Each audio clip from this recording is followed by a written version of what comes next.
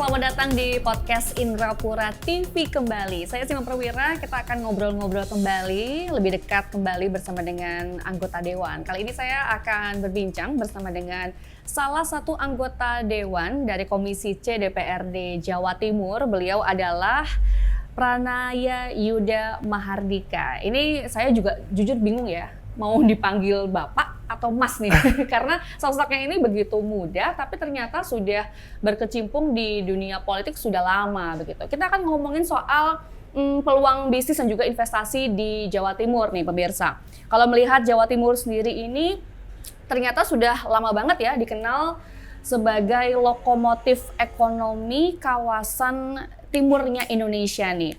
Nah, data terbaru dari BPS dan juga Dinas Penanaman Modal menyatakan bahwa investasi di Jawa Timur tuh ternyata sudah melampaui nasional. Ini merupakan prestasi yang luar biasa begitu ya. Apalagi realisasi investasi kumulatif sudah melampaui target RPJMD Jawa Timur sendiri nih. Wow. Tapi pertanyaan besar kemudian muncul nih pemirsa. Apakah iklim investasi ini kemudian sudah merata ke seluruh wilayah di Jawa Timur? Dan apakah ini bisa menjadi suatu hal yang dapat dipastikan di tengah investasi yang dinamis banget nih. Kita nggak bisa memprediksi ke depan arahnya seperti apa begitu ya. Tantangan fiskalnya bagaimana juga kita nggak akan tahu gitu.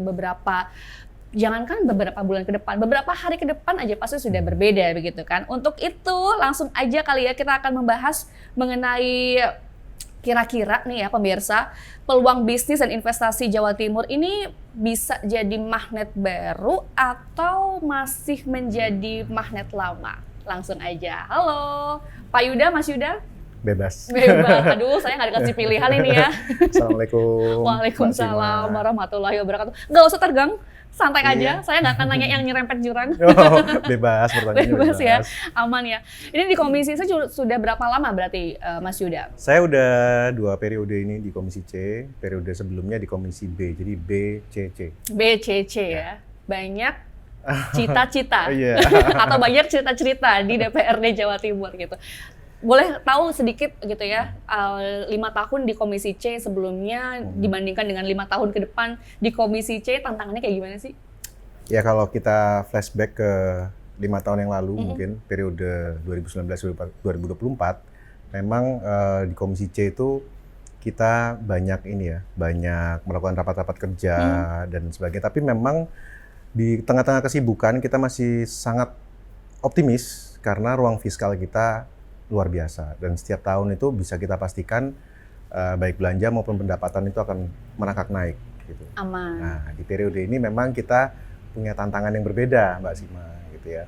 Jadi 2 tahun berturut-turut memang 2025 kita kena undang-undang HKPD ya, di mana proporsi pembagian pajak kendaraan bermotor berbanding terbalik, dari yang tadinya provinsi lebih banyak daripada kota kabupaten, sekarang berbalik menjadi kota kabupaten lebih banyak daripada provinsi. TKD juga iya ya? Nah, di 2026 kena lagi cobaan lagi. Jadi cobaan beruntun. Nah, aduh. Gitu. Satu hal yang nggak pernah berubah, apa tuh? Kita harus tetap optimis. Oh iya, optimis Jatim bangkit ya. Optimis Jatim bangkit. Itu adalah slogannya Jawa Timur pasca COVID kemarin, tapi kayaknya masih berlaku kayaknya. Masih berlaku, iya benar banget. Oke, itu tantangannya begitu ya. Bahwa ternyata di 5 tahun ke depan ini ada sesuatu hal, yaitu pengurangan anggaran dan juga ada perlakuan undang-undang yang menyebabkan keekonomiannya di Jawa Timur nih agak-agak struggle ya, cukup bikin kita semua istilahnya ya, kerja keras banget untuk mencari inovasi-inovasi, menutup lubang-lubang yang tertutup. Betul. Di tahun 2025 ini peluang kekurangan atau kerugian, bisa dibilang kerugian nggak sih? Enggak. Apa tuh namanya itu ya berarti? Penurunan 4, sekian T. Kalau tahun depan? Tahun depan kita sudah mendengarkan banyak statement dari Kementerian Keuangan. Pak Purbain menyampaikan bahwa transfer daerah itu akan diturunkan, dan termasuk di Jawa Timur sendiri untuk APBD Provinsi Jawa Timur, pendapatan daerah kita diproyeksikan turun sekitar 2,8 triliun di tahun 2026. 2,8 triliun. Jadi beruntun 2025 penurunan pendapatan pajak kendaraan bermotor, 2026 selamat datang penurunan TKD. Tapi sebagai politisi nih, apalagi sudah beberapa periode begitu kan di DPRD Jawa Timur gitu. di Komisi C juga. Ya. Pernah nggak sih kepikiran gitu, wah kayaknya 5 tahun ke depan ini bakal kayak gini-gini, berarti saya harus gini-gini menyampaikan strategi kayak gini. Biasanya kan kalau politisi itu visioner banget gitu. Ya memang kita harus siap dengan segala situasi, Mbak. Itu intinya sebagai politisi. Nggak nyangka berarti ya? Tidak nyangka, tapi tentunya kita juga harus cepat beradaptasi. Nah, politisi itu cepat melihat arah mata angin, Nah, itu. cepat beradaptasi terhadap situasi. Nah, jadi kalau kita melihat di tahun 2026, tentunya kita harus menyisakan belanja-belanja prioritas yang ada di APBD. Kemudian juga kita selain mengirit, nah kita juga harus berpikir inovasi. Jadi ada intensifikasi di mana pundi-pundi pendapatan kita selama ini harus kita harus kita genjot lagi. Betul. Gitu. Kemudian kita juga harus memikirkan cara-cara baru dalam menggali pundi-pundi. Nah, yaitu namanya ekstensifikasi. Nah, jadi di tengah kondisi ruang fiskal yang seperti itu di tahun 2026, hikmahnya adalah kita punya power of kepepet. Ya, gitu. Jadi harus Justru banyak. bagus ya. Iya, hikmahnya itu. Kita harus selalu mengambil hikmahnya ya. Daripada ambil yang lain ya. Iya. Ya lebih baik Ya. ambil hikmahnya aja. Betul. Gitu. Oh, ternyata ada sesuatu hal yang positif. Memang berarti kalau bisa dilihat masyarakat siapapun ya di dunia sekalipun kayaknya ya, nggak cuma di Indonesia, apalagi di Jawa Timur begitu. Kalau sudah kepepet kayaknya ada aja gitu ide-ide yang muncul gitu ya. Ya. Salah satu contohnya bisa saya sampaikan seperti ini. Ketika kita sudah mendengar tentang pemotongan transfer keuangan daerah, maka ekstensifikasi yang kita lakukan adalah pertama mencoba undang-undang yang menyebutkan bahwa untuk pelaku usaha pabrikan, produsen itu harus mengurus UKL UPL dan kemudian mengatur masalah pembuangan limbah. Nah, di akhir tahun ini kita bisa menggenjot itu dan memang ditemukan ada beberapa pelaku usaha yang memang belum tertib masalah limbah. Sehingga jadinya ada penerimaan-penerimaan baru dari sektor denda. Nah, denda ini satu pabrik bisa miliaran, Mbak. Nah, sehingga ini kan kalau kita bayangkan ribuan pabrik yang ada di Jawa Timur, kalau kita lebih memperketat pengawasan lagi sesuai amanat undang-undang, maka akan ditemukan pundi-pundi baru berupa denda, penertiban. Nah, itu salah satu. Belum lagi yang lain lagi. Yang lain-lain banyak. MBLB kita sekarang mulai gali mineral batuan bukan logam batuan. Kemudian kita juga menggali lagi masalah mendorong pemerintah pusat untuk menerbitkan cukai rokok SKM 3, Mbak. Nah, jadi fraksi Golkar sudah rapat internal dan kami sebagai ketua fraksi juga menangkap aspirasi dari pabrik-pabrik rokok kecil yang sekarang belum berizin, begitu ya. Masih eksklusif, artinya eksklusif ini nggak dijual di minimarket manapun, dijualnya di pinggir jalan. Iya, di sudut-sudut tertentu, kan itu eksklusif ya. Iya. Nah, rokok-rokok eksklusif itu mereka adalah produsen yang sebetulnya punyalah keinginan untuk melegalisasi usahanya. Tapi mungkin kekuatan membayar cukainya tidak sebesar pabrik-pabrik raksasa. Sehingga itu juga harus diakomodir, karena satu usaha itu bisa mengakomodir 150 tenaga kerja. Sehingga ini kaitannya multiplier efeknya banyak. Nah, ini yang lagi kita perjuangkan juga ke pemerintah pusat. Kami sendiri sudah berkoordinasi dengan Ketua Komisi 11, yang kebetulan sama-sama dari Golkar. Kita juga sudah menyampaikan aspirasi ini. Tinggal nanti di pusat seperti apa, karena ini wewenang pusat. Ya, keberatan mungkin agak ini sih Pak, agak merasa membayar cukainya harus di awal gitu. Ya kan? Itu yang bikin para pelaku usaha rokok begitu ya agak keberatan terkait dengan hal tersebut. Mungkin ada kebijakan mungkin Pak dari Komisi C? Sebetulnya bukan masalah bayar di depan, tapi di nominalnya, Mbak. Ya, jadi kalau yang sekarang beredar itu dia nominalnya tinggi karena untuk pabrik yang produksinya pakai mesin, packagingnya pakai mesin. Nah, kebanyakan rokok eksklusif tadi itu produksinya pakai mesin, packagingnya pakai tenaga manusia. Sehingga beda kelas sebetulnya. Nah, ini yang kelas seperti itu pemerintah pusat belum menerbitkan cukai yang jenis itu. Soalnya kalau teman-teman saya bilang karena itu tadi, aduh bayarnya di depan sih. Coba kalau nggak di depan. Enggak sih sebetulnya. Bukan lebih itu ya permasalahannya ya. Ini sudah kita gali ke beberapa pelaku juga sih. Gitu. Ternyata itu. Ya. Oke deh kalau gitu. Terkait dengan Undang-Undang HKPD, TKD tadi transferan, ya bisa lah. Oh iya, kemarin juga sempat ada isu terkait tadi Undang-Undang HKPD dan juga transferan keuangan daerah yang berkurang. Ini artinya yang gonjang-ganjing di awal tahun kemarin ini sudah selesai ya, sudah mengeluarkan inovasi, salah satunya adalah tadi denda limbah Ya, seperti itu. Terus kemudian tadi mineral bukan logam batuan. Nah, kemudian kita juga terus menggali potensi-potensi lain, Mbak. Seperti misalnya kita juga intensifikasi masalah selain pajak kendaraan bermotor, juga masalah aset daerah itu juga kita genjot. Nah, karena memang aset kita ini luar biasa banyaknya, ada 4.667 se-Jawa Timur, tapi yang teroptimalisasi baru sekitar 200-an. Gitu yang teroptimalisasi, yang lainnya masih tidur. Kalau di luar negeri itu selalu saya sampaikan, di luar negeri itu orangnya santai-santai, asetnya kerja keras. Kalau di sini orangnya kerja keras, asetnya tidur. Nah, kebalikannya. Ya, ini yang mindset yang harus kita tanamkan bersama, sehingga kita kalau semua itu bergerak secara simultan, insya Allah kita bisa survive kok. Betul, padahal itu bisa masuk untuk penerimaan daerah begitu ya. Ya, betul. Oke, ini kita langsung masuk ke pembahasan utama kita nih, peluang bisnis gitu. Ada hubungannya karena memang Komisi C ini adalah yang membidangi, yang bagian cari duit lah kalau kata orang-orang. Betul, pencari uang. Yang lain penghambur uang. Waduh. Komisi lain penghambur uang, Komisi C yang harus bergerak keras gitu ya pemirsa untuk mencari celah-celah atau peluang-peluang seperti apa. Kalau melihat realisasi investasi di Jawa Timur di semester ketiga tahun 2025 ternyata sudah mencapai 30,4 triliun. Tadi juga saya sempat bincang gitu ya di awal bahwa realisasi investasinya juga melampaui nasional dan RPJMD. Artinya itu positif dong. Positif. Cuman harapannya kan tidak terlena. Kalau menurut pandangannya dari Mas Yuda sendiri nih, Komisi C yang membidangi investasi, gimana sih melihat angka tadi? Apakah Jawa Timur ini udah pantas disebut sebagai magnet investasi baru Jawa Timur atau bagaimana?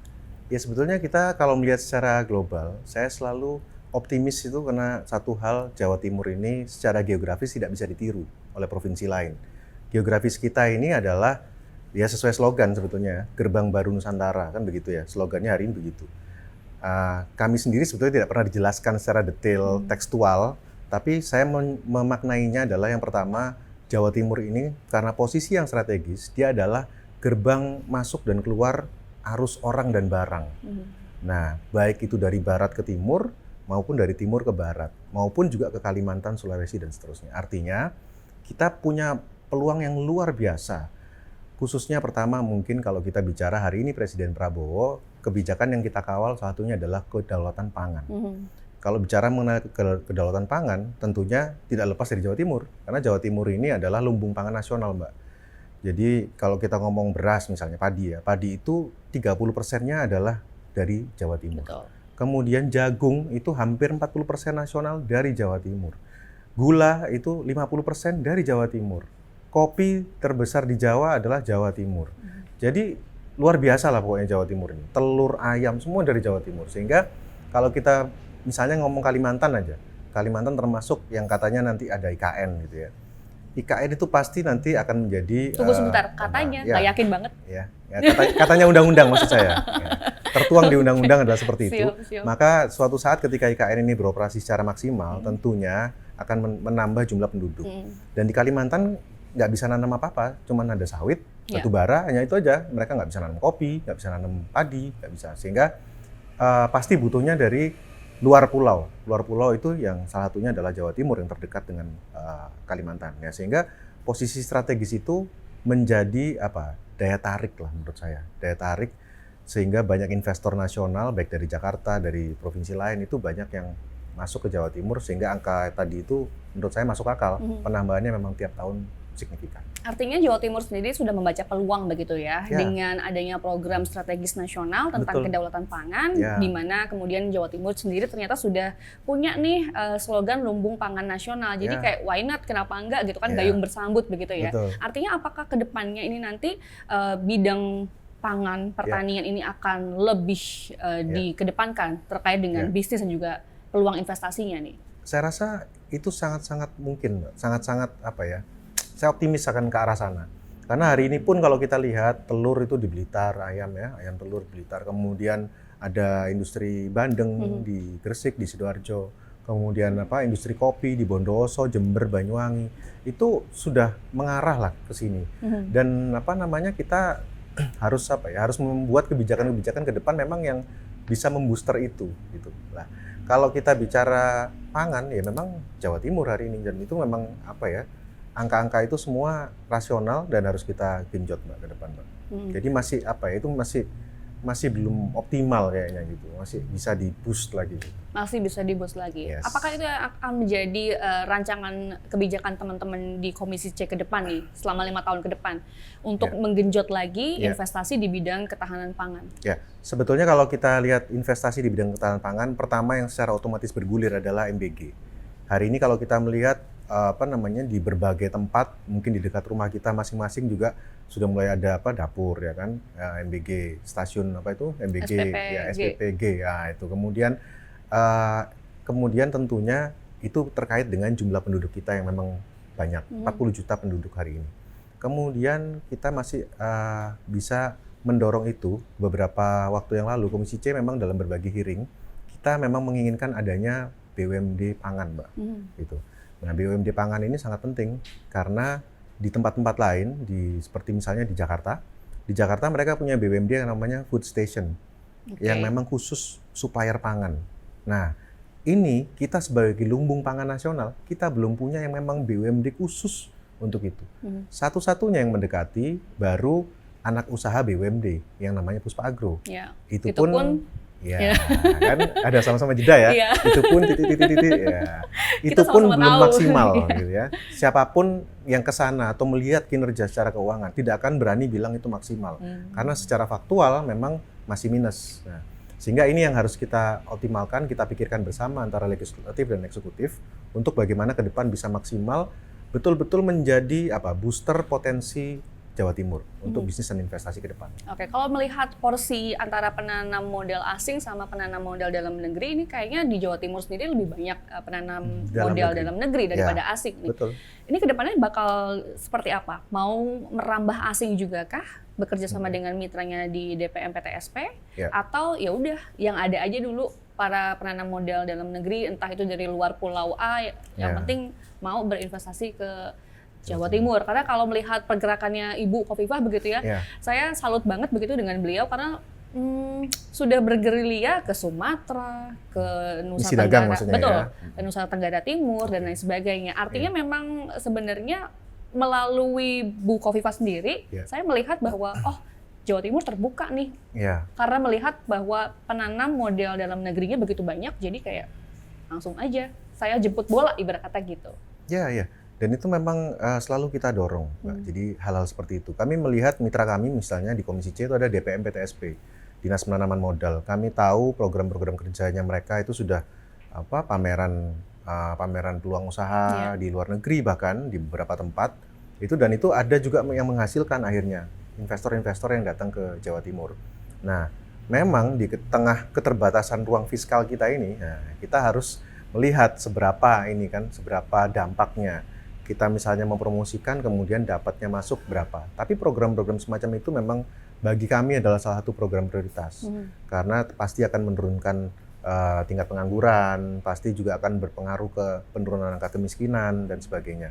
Sehingga mungkin orang melihatnya, wah itu jalan-jalan tuh ke luar negeri apa. Tapi disitulah justru kita bisa menggait investor-investor dari luar provinsi maupun luar negeri. Dan saya juga selalu sampaikan ke mereka, untuk sekalinya berangkat itu harus terintegrasi. Artinya tinggalkan ego sektoral gitu ya. Bawalah perbankan kita ke luar negeri, ke luar provinsi. Kemudian juga bawalah dinas UMKM dan koperasi. Bawalah juga BPKAD sebagai pengampu aset-aset Pemprov yang tadi masih banyak tidur gitu ya, untuk dijual keluar. Nah, itu hal-hal seperti itu yang masih fungsi pengawasan kita jalankan betul, Mbak. Tapi kenapa sih Mas sebenarnya Jawa Timur sendiri ini lebih banyak diisi oleh para penanam modal dalam negeri daripada asing? Kalau ngomong dalam negeri, Mbak, karena memang kita promosi ke luar negerinya memang masih kurang. Ya itu tadi saya sampaikan di awal, keterbatasan ruang fiskal kita. Nanti kalau kita nganggarkan perjalanan ke luar negeri dipikir jalan-jalan. Oke, gitu tunggu sebentar. Ini ngomongin soal fiskal, tapi kan sebelum ada efisiensi di tahun 2024 ke belakang begitu ya, itu kan tidak ada efisiensi, artinya sebenarnya bisa dong. Ya, dan itu sempat dilakukan memang. Saya tahu persis, sempat dilakukan, dan saya tahu persis efeknya ada. Jadi mereka laporan ke kami. Habis ketemu dengan pengusaha-pengusaha di negara X gitu. Kemudian beberapa waktu setelah itu ya, mereka datang dari luar negeri itu datang ke sini untuk melihat peluang usaha, datang kemudian akhirnya betul-betul membuka usaha. Artinya realisasi itu ada gitu. Nah, cuman bicara tahun berikutnya lagi dan tahun berikutnya lagi tentunya sudah lain. Kita bicara keterbatasan keuangan fiskal. Sehingga yang kita genjot sementara ini ya promosi di dalam negeri untuk investor dalam negeri, ataupun kalaupun promosi ke luar negeri itu menggunakan media digital yang itu tidak seoptimal datang. Iya sih, betul. Ya. Tapi kan ada kedutaan besar. Itu kan instansi lain ya Mbak ya, instansi lain di luar kewenangan Pemprov yang tentunya mereka pun tidak bisa kita gerakkan secara langsung. Jadi mereka punya pimpinannya sendiri gitu yang bukan di ranah kita, sehingga kita tidak bisa menggantungkan diri kita pada mereka. Gitu. Oke, jadi nggak bisa serta-merta, oh ada kedutaan besar, ini harusnya bisa masuk melalui sana. Nggak bisa kayak gitu bisa, ya? Bisa. Tidak seperti itu birokrasinya ya? Iya, tidak seperti itu. Oke, baiklah. Tantangannya sebenarnya apa sih Mas yang menjadi kendala selain efisiensi, terus kemudian kebijakan fiskal yang makin kesini ternyata makin menjadi tantangan begitu ya bagi Jawa Timur, dan juga apa kemudian yang menjadi tantangannya? Tantangannya sampai hari ini bisa saya katakan adalah masalah kepastian. Artinya kepastian itu bicara kepastian hukum yang pertama, yang kedua kepastian alur perizinan. Nah ini juga karena kalau kita bicara perizinan, misalnya orang mau buka pabrik, pasti kan dia selain ngurus di DPM PTSP untuk perizinan awal yang fundamental ya, tentunya dia berikutnya lagi harus ngurus misalnya SLF PBG. Nah kemudian kalau ngurus SLF PBG itu ke pemerintah kota atau kabupaten, dia harus ngurus lagi sendiri, mencari-cari kenalan sendiri. Kemudian misalnya ada limbahnya, maka dia harus ngurus UKL-UPL di Dinas LH Provinsi misalnya gitu. Nah ketemunya dengan siapa, loketnya di mana, katakanlah begitu. Nah saya selalu sampaikan kepada DPM PTSP, tolong menjadilah sesuai namanya gitu. DPM PTSP, satu pintu. Satu pintu itu artinya ya satu pintu itu dia bisa bantu ngurus investor itu sampai dengan final. Gitu. Bukan hanya cuman NIB-nya saja gitu. Nah, jadi harus betul-betul dia bisa mendirect, oh mau buka apa Pak? Pabrik. Oh ya butuh apa? UKL ini Pak. Butuhnya persyaratannya ini. Jadi betul-betul jadi kamus perizinannya Jawa Timur itu ya DPM PTSP harusnya. Oh itu ngurusnya ke sini Pak. Namanya orangnya ini. Nanti saya sambungkan, monggo dia ngurus lagi. Kalau ada kendala balik kita. Nah, itu yang harusnya dilakukan oleh DPM PTSP seperti itu, gitu Mbak. Jadi selama ini belum terjadi seperti itu. Jadi habis ngurus NIB misalnya di DPM PTSP, mau ngurus UKL-UPL bingung. Ke siapa, syaratnya apa, mendal, akhirnya nggak jadi buka. Nah, itu kendala. Sehingga kadang-kadang angka investasi dengan realisasi investasi itu ada gap. Ya, jadi rencana investasi dengan realisasi itu ada gap. Nah, tapi di Jawa Timur realisasinya udah cukup baik. Seperti tadi datanya itu. Betul. Tapi kan kita juga punya yang namanya Jatim Online Single Submission atau JOS. Betul. Itu kurang? Kurang. Ternyata? Saya katakan kurang. Ya, karena memang masih baru di permukaan saja. Belum ke perizinan yang detail. Saya katakan lagi contoh. Misalnya dia membuka tambang misalnya. Tambang ada pabriknya. Nah, itu di jalan provinsi misalnya gitu. Maka ada lagi. Selain UKL-UPL, ada perizinan lagi namanya Amdalalin ke Dishub Provinsi. Nah, itu lewat mana ngurusnya? Ternyata Dishub punya aplikasi lain lagi. Nah, itu nggak dimasukkan ke dalam situ. Tidak terintegritas. Iya, tidak terintegrasi. Betul. Nah, ini yang selalu saya tekankan. Mungkin nanti mau ngajukan kredit permodalan misalnya, harusnya ada aplikasi juga ke Bank Jatim, nyambung. Nah, itu betul-betul membantu kalau orang mau buka usaha itu harusnya seperti itu. Satu pintu untuk banyak perizinan sehingga dia bisa beroperasi, sampai bisa beroperasi. Tapi udah disampaikan belum sama Kepala DPM PTSP? Sudah berapa kali. Dan itu akan diperbaiki katanya untuk di tahun depan ini mulai sudah berbeda nanti. Insya Allah berbeda. Apa katanya Bu Kepala? Apa katanya Bu Kepala nih setelah mendapat ibarat kata saran lah atau masukan dari Komisi C? Ya tentunya kalau beliau di rapat ya pasti menyampaikannya ya pasti akan kita laksanakan segala macam. Tapi kan selalu dalam rapat kerja itu kita akan cek lagi. Kadang-kadang kan kita ini sebagai kalau orang OPD itu dia tidak banyak tahu tapi tahu banyak gitu ya. Jadi kalau bicara penanaman modal ya dia tahu soal penanaman modal dalam sekali. Nah, tapi kalau kami di Dewan itu tahu banyak tapi tidak tahu dalam. Nah, sehingga kita kadang-kadang memang harus ada yang mengingatkan untuk terus fungsi pengawasan ini kita jalankan gitu. Panggil lagi. Udah dilakukan belum masukannya kemarin? Nah, ini gimana gitu. Itu Harus tugas ada kita di Dewan. monitoring memang, betul. Monitoringnya betul. seperti itu. Kita digaji untuk itu. Ya, betul sekali. Oke deh, ngomongin Ya. soal peluang bisnis dan juga investasi Hmm. di Jawa Timur ini kan ke depannya Hmm. dari pemerintah sendiri, apalagi Komisi C, membuka peluang akan ada ibarat kata seperti peluang bisnis di bidang ketahanan pangan, Ya. begitu ya. Ya. Nah, kalau melihat dari bisnis dan juga investasi yang ada di Jawa Timur, ini rata-rata yang masih menjadi primadona adalah manufaktur, Ya, industri, betul. F&B gitu. Kalau F&B, food and beverage itu masih masuk akal begitu ya. Tapi kalau dikaitkan dengan industri ini seperti apa? Kemudian bisa akhirnya muncullah inovasi agar biar tidak ada yang namanya ego sektoral tadi, tapi saling kawin, saling Ya. bersinergi begitu, Mas Betul. Yuda. Kalau saya melihatnya begini, Mbak. Kenapa pangan itu masih favorit ya? Contoh kan kita di sini punya CJ dari Korea itu kan. Kita masih punya CP dari Thailand gitu ya. Jadi memang selalu favoritnya adalah di bidang pangan. Primadona itu adalah di bidang pangan dan itu memang betul. Karena lahan kita yang luas luar biasa ini, luas banget dan subur. Nah, itu adalah modal utama kalau mau bisnis pangan.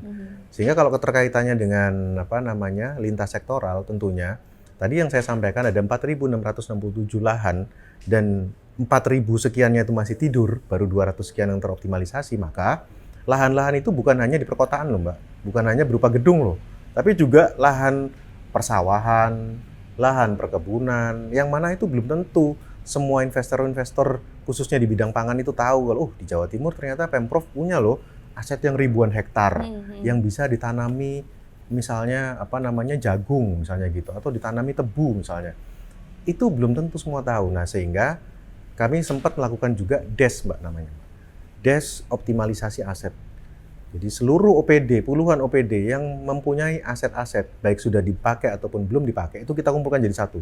Kita tanyain satu-satu, Dinas A, berapa asetmu? Yang sudah kepakai berapa? Yang tidur berapa?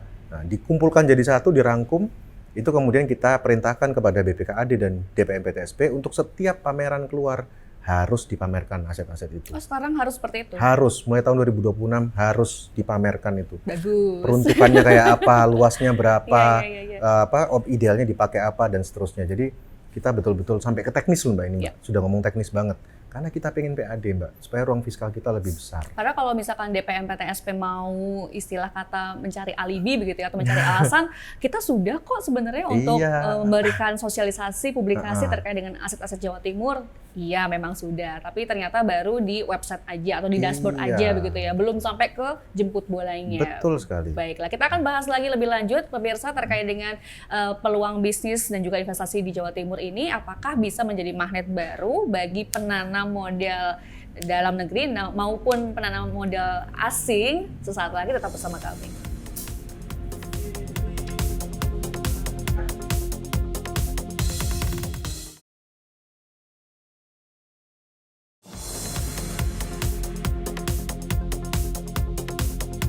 Bersama kita di podcast Indrapura TV. Seru banget ngobrolnya sama Mas Yuda nih, seorang politisi dari fraksi Golkar dan sekarang sedang mengampu amanah di Komisi C DPRD Jawa Timur.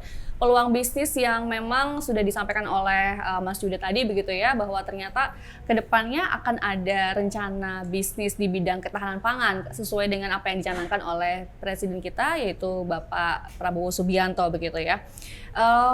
Tapi masalahnya kalau misalkan ketahanan pangan gitu ya, Mas Yuda, tentu kita butuh lahan dong untuk itu. Nah, secara kelahanan apakah sudah memadai dibandingkan dengan aset-aset Provinsi Jawa Timur yang katanya Mas Yuda tadi banyakan tidurnya nih daripada produksinya atau produktifnya nih? Iya, kalau kita bicara ketersediaan lahan, memang hari ini di Jawa Timur, selain aset dari Pemprov yang tadi saya sampaikan, kita juga masih punya aset-aset miliknya PTPN.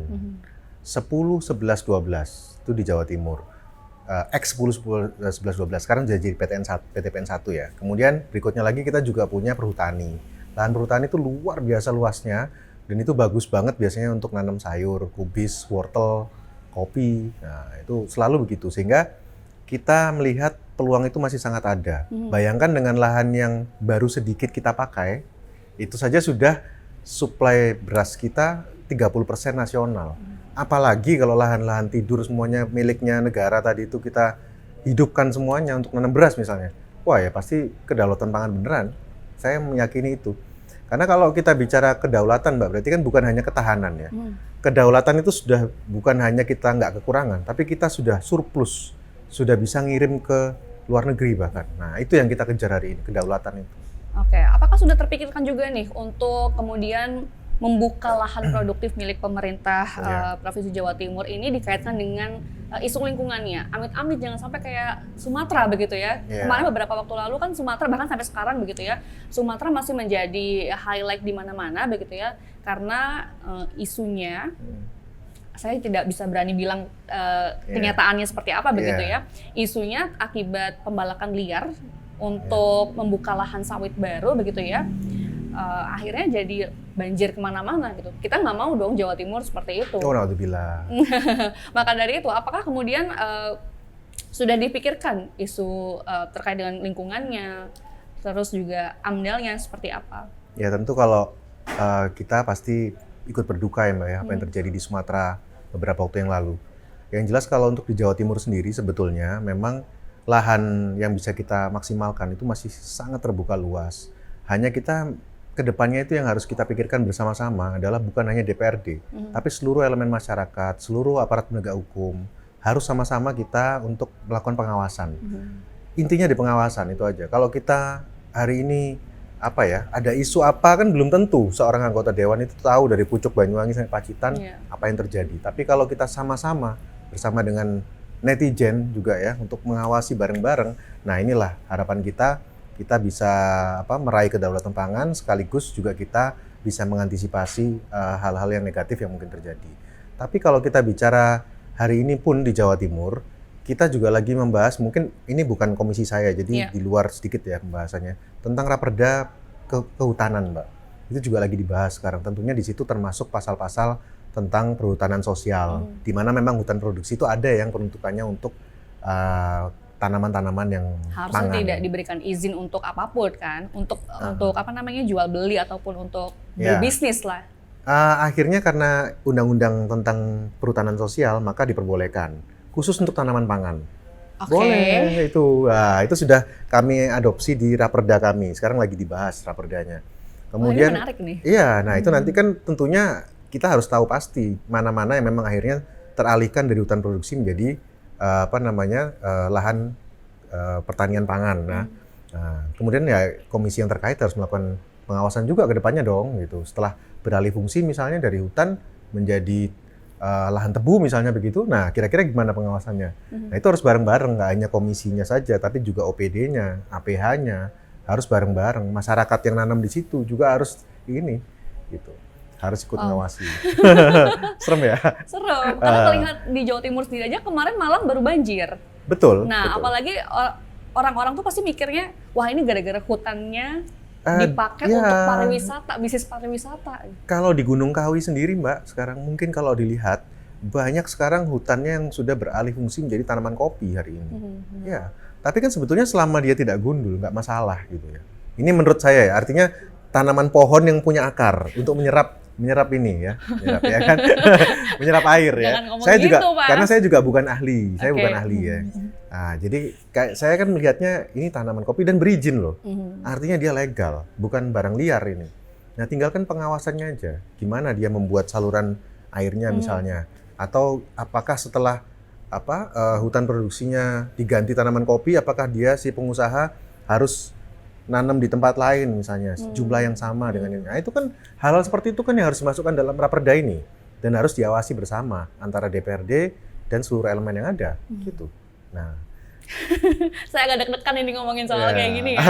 Karena memang sejujurnya seperti kita butuh karena jumlah penduduk makin banyak pasti begitu ya. Kebutuhan pangan menambah ya. Tapi masalahnya ketersediaan lahan ini kalau misalnya kita mengambil lahan yang secara alaminya adalah digunakan untuk menahan hujan atau untuk kebaikan lingkungan, rasa-rasanya itu kurang apik begitu, kurang bijak. Ada bedanya Mbak antara hutan lindung dengan hutan produksi.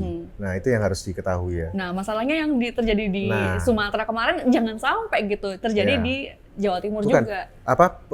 Peruntukannya sudah berbeda Hmm. memang. Ada hutan lindung, ada lahan konservasi, ada hutan produksi. Hmm. Yang diperbolehkan itu adalah hutan produksi.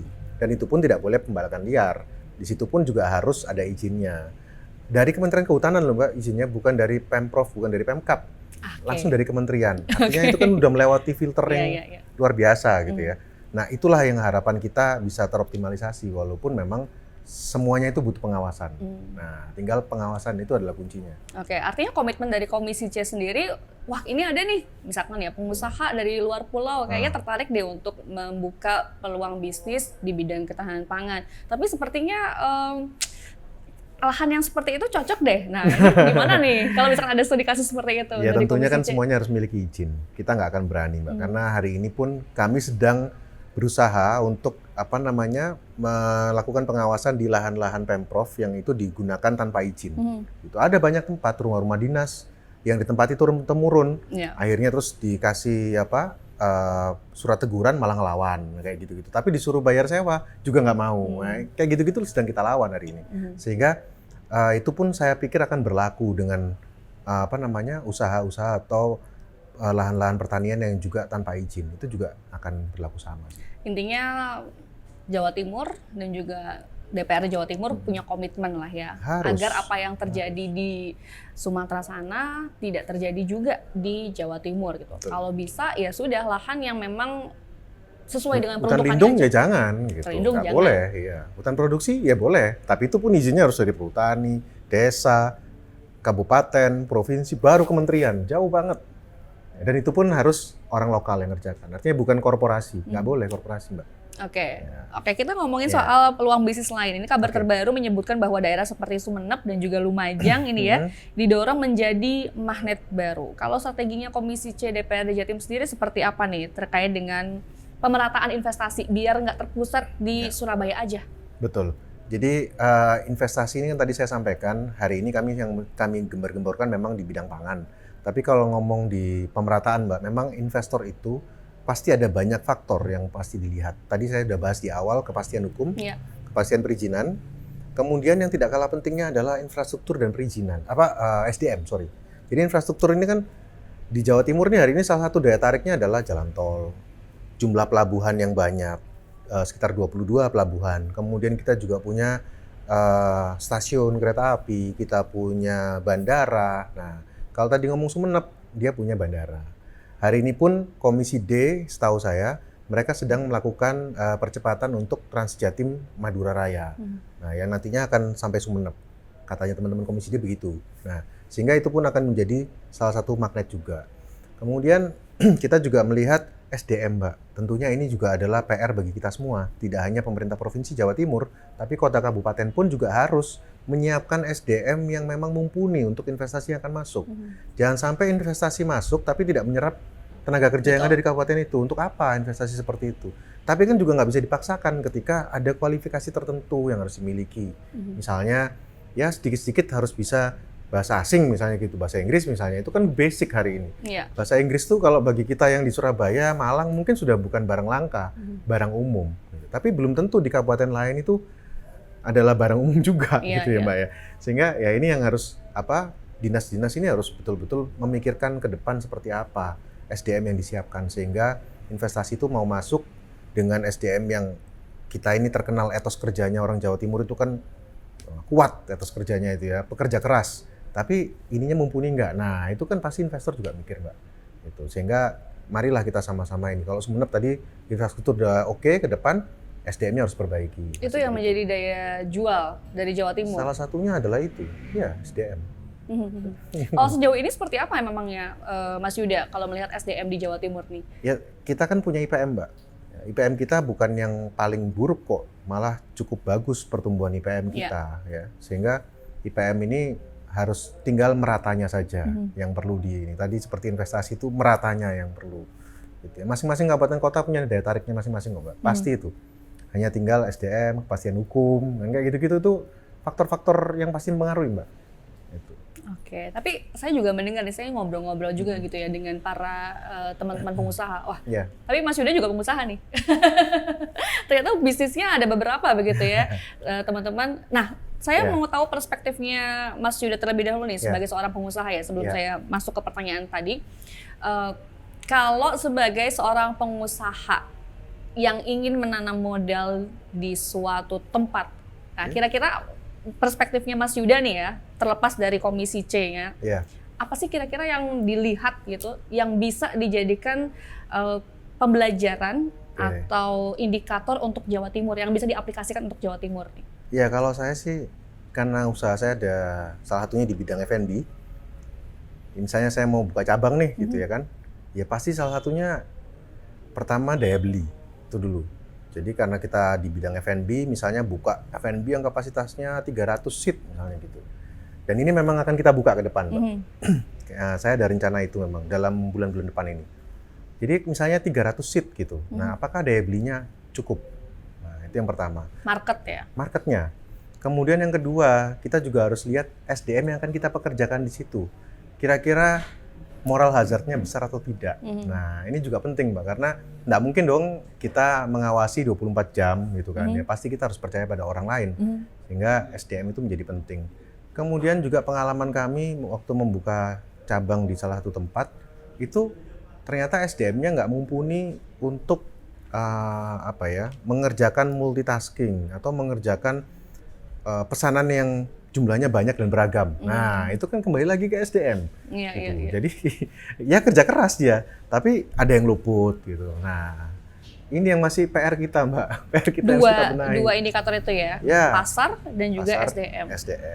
Itu yang Anda lihat ketika ingin menanam modal dalam suatu usaha apapun itu. Betul. Satu lagi, Mbak, kepastian perizinan. Iya, jangan sampai kita sudah ngurus NIB, sudah ngurus macam-macam, ternyata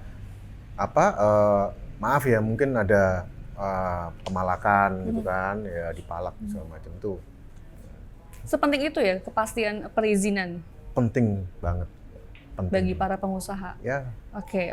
Tapi di Jawa Timur sendiri sebenarnya sudah ada program Sadar Legalitas Berusaha atau Saleha nih, yang merupakan program pendampingan pemerintah provinsi terhadap UMKM nih kalau kita bicara soal para pengusaha begitu ya, untuk mendapatkan legalitas atau NIB. Tapi sepertinya tidak semua orang tidak semua orang terpapar informasi itu. Betul. Terpapar pentingnya punya NIB. Ya jangankan programnya, Mbak, dengar nama judulnya aja Saleha itu banyak orang yang ngira, wah Mas, saya pikir Saleha itu cewek cantik pakai hijab gitu ya, anggun begitu. Wah, ini berarti namanya yang salah. Iya. Ternyata Sadar Legalitas Berusaha. Nah, berdasarkan pantauan kami, Mbak, dalam tahun 2025 ini sudah ada hampir 50 desa tempat diadakannya Saleha di seluruh Jawa Timur. Ya. Dan hampir tidak ada satupun titik Saleha itu yang sepi. Jadi ketika buka, ini kan program jemput bola aja sebetulnya. Betul. Membantu masyarakat pelaku usaha mikro, kecil dan menengah untuk memperoleh legalitas NIB. Nah, jemput bola ini hampir tidak ada sepi, selalu rame. Selalu ratusan orang yang datang. Gitu. Sehingga kami melihat ya memang UMKM di kita ini banyak, tapi yang berizin tuh mungkin baru sekian persen ya kayaknya ya. Tapi kan sebenarnya Jawa Timur sendiri sudah punya program kredit kesejahteraan atau Prokresra gitu ya, yang merupakan program pembiayaan bunga rendah, jadi cuma 3% aja per tahunnya untuk UMKM gitu. Realisasinya seperti apa nih? Ya alhamdulillah realisasinya selalu terpakai 90% ke atas. Nah ini kan program memang yang kita titipkan, kita anggarkan di Bank UMKM. Salah satu BUMD kita, adiknya Bank Jatim, nah, yang memang khusus melayani UMKM ya. Jadi UMKM apapun itu, mau tambal ban, mau bakul seblak, pentol, nah, semua itu bisa ngakses itu, minimal 5 juta, maksimal 50 juta. Dan per tahun bunganya ya 3%, which is itu di bawahnya KUR yang 6% kan. Nah, cuman memang masih pakai jaminan, Mbak. Karena kita tidak ingin seperti case di bank sebelah itu, bank apa itu namanya itu. Ini itu ya. Itulah saya nggak boleh sebut nama kan. Nah itu jadi memang sangat-sangat membantu dan hampir setiap kali kami turun, baik itu Saleha, kemarin saya kebetulan juga menghadiri salah satu dua titik Saleha itu, kami mengajak bank UMKM juga. Jadi di samping pelaku UMKM ini kita bantu perizinan NIB, langsung kita tawari kredit Prokresra gitu. Jadi nyambung jadi satu. Nah kan itu dinas harus seperti itu. Tidak boleh dia ego sektoral gitu. Itu tanggung jawabnya sana. Wah ini anggaran kita, kamu jangan ikut-ikut. Nah itu nggak boleh. harus sekalian ditawarkan ini kredit, ditawarkan apalagi misi dagang, mungkin ditawarkan atau apapun lah. Jadi sekali dayung itu anggaran ini bisa lebih lebih menghasilkan banyak outcome gitu. Terserap juga dengan optimal begitu ya. Ya. Terakhir Pak, apa nih yang mau disampaikan kepada calon investor kita Jawa Timur gitu ya, entah itu dari dalam negeri maupun dari asing nih? Oke, Jawa Timur punya lokasi geografis yang tidak bisa ditiru oleh provinsi manapun. Kita sangat strategis posisinya. Kemudian kita punya rakyat yang pekerja keras, etosnya luar biasa. SDM yang unggul dibandingkan provinsi-provinsi lain, relatif unggul. Kemudian kita juga punya keunggulan di bidang infrastruktur, tentunya baik itu jalan tol, baik itu jalan provinsi dan nasional. Kemudian juga infrastruktur transportasi di Transjatim, pelabuhan-pelabuhan, stasiun dan bandara itu cukup memadai di seluruh Jawa Timur. Dan tentunya juga infrastruktur digital kita, sinyal internet itu juga sudah sangat mumpuni, sehingga kami melihat Jawa Timur masih menjadi favorit. Jadi monggo silakan datang ke Jawa Timur, silakan pasti akan menjadi makmur. Betul. Ngobrol-ngobrol sama DPM PTSP atau sowan ke DPRD Jatim begitu ya? Ya, boleh. Baik, terima kasih Mas Yuda sudah ngobrol-ngobrol sama kita terkait dengan peluang bisnis dan juga investasi di Jawa Timur. Ini apakah menjadi magnet baru? Tentu saja, karena banyak banget modal-modal yang kita punya begitu ya, SDM, kemudian kondisi geografisnya yang mumpuni, apalagi terkait dengan program strategis nasional kita yaitu kedaulatan pangan. Luar biasa sekali terkait dengan pembicaraan kita hari ini. Intinya Jawa Timur emang punya potensi magnet yang kuat begitu ya, Mas Yuda ya. Terlihat dari dominasi PMDN-nya, kemudian juga efisiensi investasi yang tinggi atau ICR yang rendah. Namun keberlanjutan status ini sangat bergantung pada kemudahan birokrasi yang tidak berbelit-belit, serta ketersediaan SDM yang terampil dan juga keberanian pemerintah daerah untuk melakukan pemerataan investasi dari hulu ke hilir, dari barat ke timur. Saya Sima Perwira dan Mas Yuda dari Komisi C DPRD Jawa Timur pamit. Sampai jumpa di episode podcast Indrapura TV selanjutnya. Dah.